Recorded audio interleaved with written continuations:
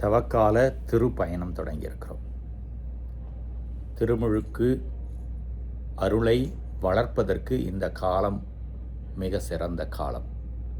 திருநீற்று புதனன்று சாம்பலை இட்டுக்கொண்டு இந்த பயணத்தை தொடர்ந்திருக்கின்றோம். ஒவ்வொரு வாரமும் வேறு விதமான வாசங்கள் நமக்கு தரப்பட்டு இந்த பயணத்திலே கடவுள் நம்மை வழிநடத்தி கொண்டிருக்கிறார். முதல் வாசகம், இயேசுவோடு சேர்ந்து சோதனைகள் வெல்லும் பலத்தை கற்றுக்கொண்டோம். சாத்தானை வென்று, சோதனை வென்று பாவத்திலிருந்து விடுபட வேண்டும். கடந்த வாரம் இயேசுவினுடைய தோற்ற மாற்றம், அவருடைய தெய்வீக தன்மை திருத்தூதர்கள் மூவருக்கு காண்பிக்கப்பட்டது, நமக்கும் அறிவிக்கப்படுகிறது. அதுதான் நமக்கு இலக்கு. அதனை நோக்கி தான் பயணம் செய்து கொண்டிருக்கின்றோம்.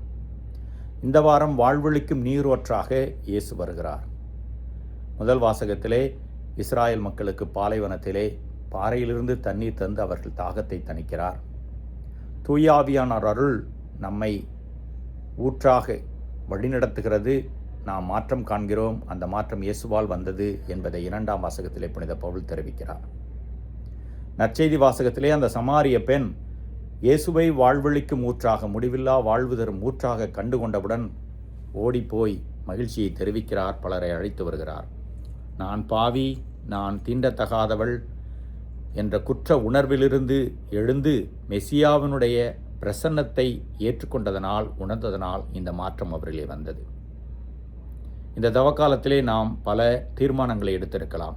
இதை விட்டு விடுகிறேன், இதை செய்ய மாட்டேன், பொய் சொல்ல மாட்டேன், திருட மாட்டேன், ஏமாற்ற மாட்டேன், உண்மையோடு இருப்பேன், குடிக்கப் போவதில்லை, மது அருந்த போவதில்லை, புலால் இறைச்சி உண்ணுவதில்லை,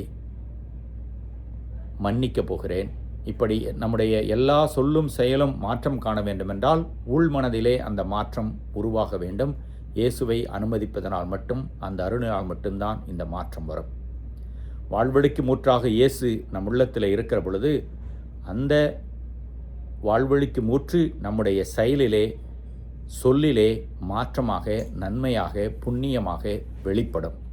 அதை இந்த தவக்கால பயணத்தில் உணர்ந்து கொள்வோம். தொடர்ந்து பயணிப்போம். இறைவன் என்றென்றும் வாழ்த்து பெறுவாராக.